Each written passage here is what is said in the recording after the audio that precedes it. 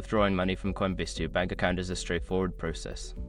Follow these steps to ensure a smooth transaction. Step 1. Log into your Coinbase account.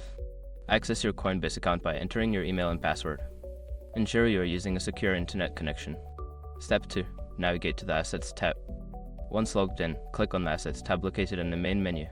This will show you your cryptocurrency holdings and available balances. Step 3. Select the cryptocurrency to withdraw. Find the cryptocurrency you wish to convert to cash. Click on it to open the details page, where you will see options for buying, selling, and withdrawing. Step 4. Sell your cryptocurrency. Click on the sell option and enter the amount you want to sell. Confirm the transaction, and the funds will be converted to your local currency and added to your Coinbase balance. Step 5. Withdraw to your bank account. Go to the portfolio section and select cash.